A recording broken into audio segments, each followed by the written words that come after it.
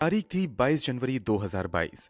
हरियाणा के सोनीपत जिले के गन्नौर थाने में एक 22 साल की लड़की की गुमशुदगी की रिपोर्ट दर्ज करवाई जाती है। रिपोर्ट दर्ज होते ही पूरे पुलिस महकमे में तहलका मच जाता है, क्योंकि गायब होने वाली लड़की ने कुछ समय पहले ही एक प्रतिष्ठित एग्जाम पास करके कनाडा की बड़ी यूनिवर्सिटी में एडमिशन पाते हुए जिले भर में चर्चा बटोरी थी और फिलहाल कनाडा में रहकर पढ़ाई कर रही थी। वो लड़की हाल ही में वापस हरियाणा आई थी। केस दर्ज होने के बाद मामले की जांच के लिए केस क्राइम ब्रांच को सौंप दिया जाता है।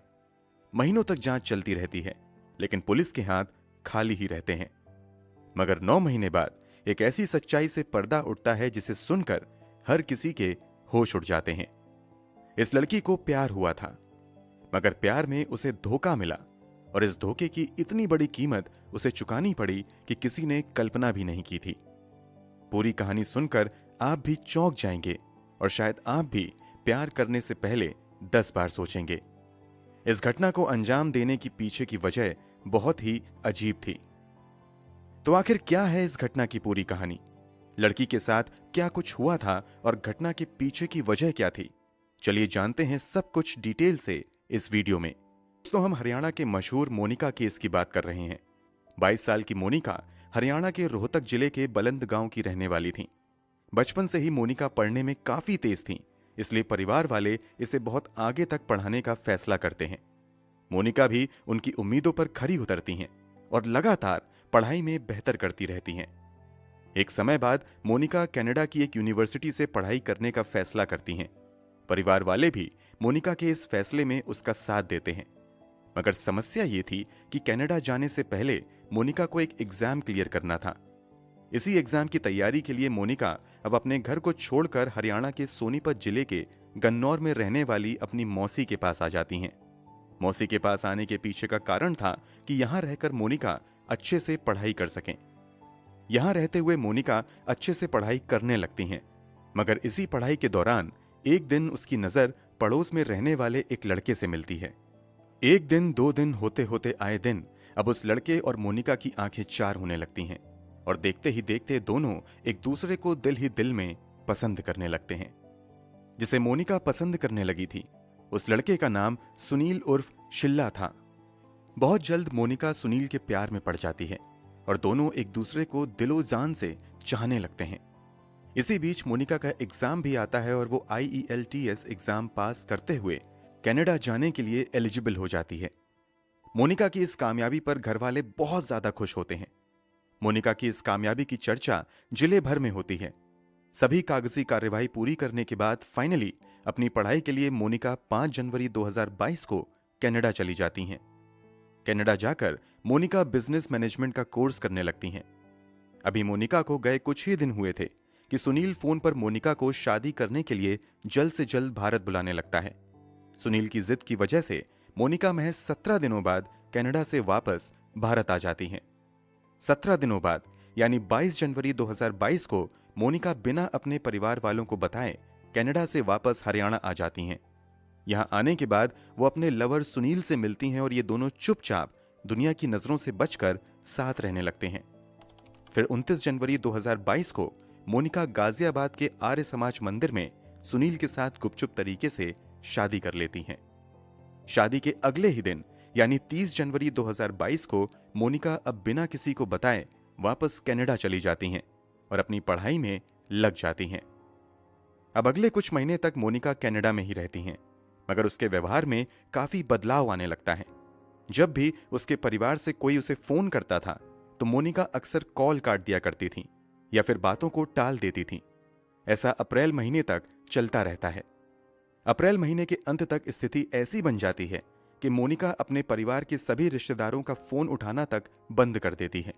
यहां तक कि कोई करीबी रिश्तेदारों के नंबर को ब्लॉक लिस्ट में भी डाल देती है। कुल मिलाकर परिवार वाले चाहकर भी मोनिका से संपर्क नहीं कर पा रहे थे। अब अगले कई दिनों तक मोनिका के परिवार वाले मोनिका से संपर्क करने की कोशिश करते रहते हैं, मगर कहीं भी मोनिका का अता पता नहीं चलता है। अंत में मोनिका की मौसी गन्नौर थाने में जाकर मोनिका की गुमशुदगी की रिपोर्ट दर्ज करवाती है। इस रिपोर्ट में मोनिका की मौसी अपने पड़ोसी सुनील पर मोनिका के अपहरण का शक जताती है। इस रिपोर्ट के आधार पर गन्नौर पुलिस अपनी जांच आगे बढ़ाती है, मगर जांच की रफ्तार इतनी धीमी थी कि मोनिका के परिवार वाले हरियाणा के मुख्यमंत्री और फिर गृह मंत्री तक अपनी गुहार लेकर जाते हैं कि इस केस को क्राइम ब्रांच को सौंप दिया जाए। मोनिका के परिवार वालों की रिक्वेस्ट पर अब इस केस की जांच रोहतक आईजी को सौंप दी जाती है। रोहतक आईजी इस केस की जांच भिवानी सीआईए टीम को सौंप देते हैं। अब पुलिस सबसे पहले इस केस के प्राइम एक्यूज्ड सुनील की तलाश में लगती है। काफी कोशिशों के बाद भी सुनील का कहीं अता पता नहीं चलता है, मगर पुलिस वाले हिम्मत नहीं हारते हैं और अपनी मेहनत जारी रखते हैं। इसी क्रम में कहीं से पुलिस को पता चलता है कि सुनील उत्तर प्रदेश में रह रहा है। बस इसी गुप्त सूचना के आधार पर पुलिस छापेमारी करके उत्तर प्रदेश से ही 2 अप्रैल 2023 को सुनील को गिरफ्तार कर लेती है। गिरफ्तारी के बाद सुनील को स्थानीय अदालत में पेश किया जाता है, जहां से 8 दिनों के पुलिस रिमांड में उसे भेज दिया जाता है। इसके बाद सुनील से पूछताछ का सिलसिला शुरू होता है।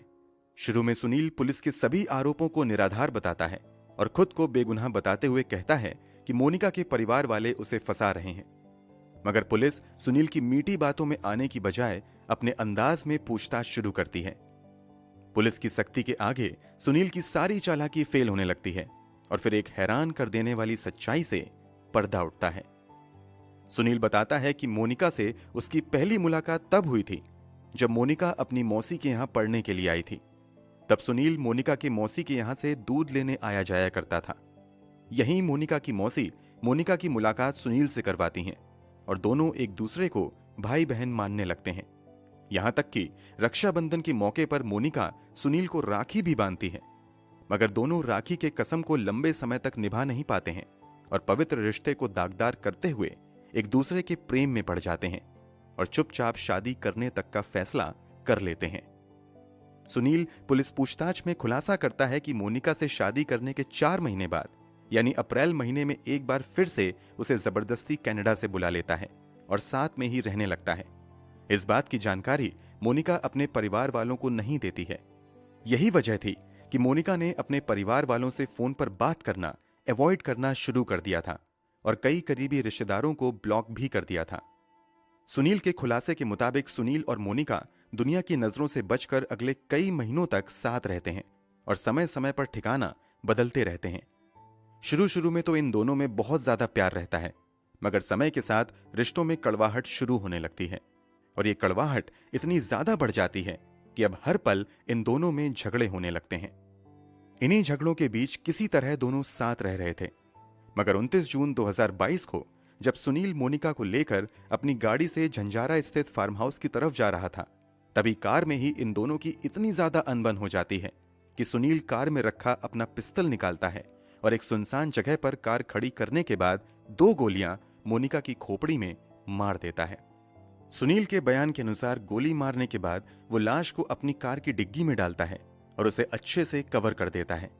सुनील को समझ नहीं आ रहा था कि इस लाश को कहां ठिकाने लगाया जाए, इसलिए वो अगला कदम उठाने से पहले लाश को इसी तरह कार में छुपाकर अपने फार्म हाउस में चला जाता है और कार को पार्किंग में खड़ी करने के बाद अच्छे से उसे कवर कर देता है। वो लाश को ठिकाने लगाने की प्लानिंग पर काम करने लगता है। इसी दौरान उसे ख्याल आता है कि क्यों ना लाश को इसी फार्म हाउस में दफना दिया जाए। इसी के बाद अगली सुबह सुनील अपने घर पर कुछ मजदूरों को बुलाता है और घर के अंदर लगभग एक 10 फीट गहरा गड्ढा खुदवाता है। मजदूर जब इस गड्ढे खोदने के उद्देश्य के बारे में पूछते हैं तो सुनील उन्हें बातों में उलझाकर बस गड्ढा खोदकर जाने के लिए कह देता है। मजदूर ऐसा ही करते हैं।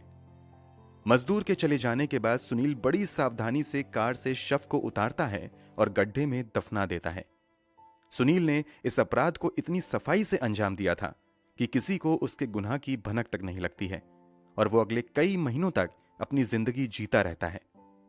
सुनील के इस खुलासे से सभी हैरान रह जाते हैं और फिर उसी की निशानदेही पर भिवानी क्राइम ब्रांच की टीम सुनील के फार्म हाउस पर छापा मारती है और मजदूरों की मदद से गड्ढा खुदवाया जाता है। लगभग 10 फीट की खुदाई के बाद पुलिस मोनिका की कंकाल को बरामद भी कर लेती है। उस कंकाल को फॉरेंसिक लैब में जांच के लिए भेज दिया जाता है। पुलिस जांच में एक और हैरान कर देने वाला खुलासा यह होता है कि 22 साल की मोनिका जिस 37 साल के सुनील के प्यार में पागल हुई पड़ी थी, वो सुनील पहले से ही शादीशुदा था। उसके 2 बच्चे भी थे। सुनील के खुलासे के बाद उसे जेल भेज दिया जाता है, जबकि पुलिस और पुख्ता सबूत जुटाने में लग जाती है।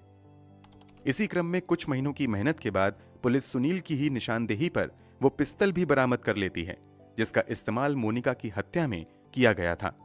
इतना ही नहीं, फॉरेंसिक लैब की जांच में खुलासा होता है कि उसी पिस्तल से चली गोली अभी भी मोनिका की खोपड़ी में फंसी हुई थी।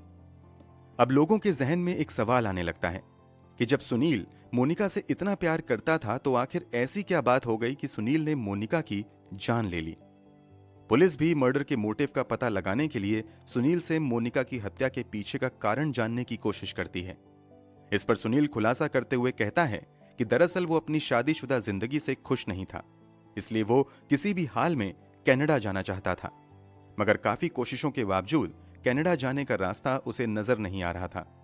इत्तेफाक से इसी दौरान उसकी दोस्ती मोनिका से होती है। जब सुनील को पता चलता है कि मोनिका पढ़ाई के सिलसिले में कनाडा जाना चाहती है तो जानबूझकर सुनील मोनिका से और नजदीकियां बढ़ाने लगता है और इस जुगाड़ में लग जाता है कि जैसे ही मोनिका कनाडा जाएगी वो भी उसके साथ कनाडा चला जाएगा। इसलिए मोनिका के कनाडा जाते ही सुनील फिर से उसे भारत बुलाता है और उससे शादी करता है। वो अपनी शादी को बजाबते कोर्ट में रजिस्टर्ड भी करवाता है। चूंकि मोनिका को कनाडा का परमानेंट वीजा नहीं मिलता है, इस कारण एक समय बाद सुनील को उसका अपना कनाडा जाने वाला प्लान फेल होता हुआ नजर आने लगता है। इसके अलावा शादी के बाद जब दोबारा मोनिका कनाडा से भारत वापस आती है तो वो वापस कनाडा जाने से मना करने लगती है। इस कारण सुनील को डर सताने लगता है कि अगर मोनिका वापस कनाडा नहीं गई तो उसका राज सबके सामने आ जाएगा और उसके कनाडा जाने के सपने पर भी पानी फिर जाएगा। बस इसी के बाद दोनों में अनबन बढ़ने लगती है।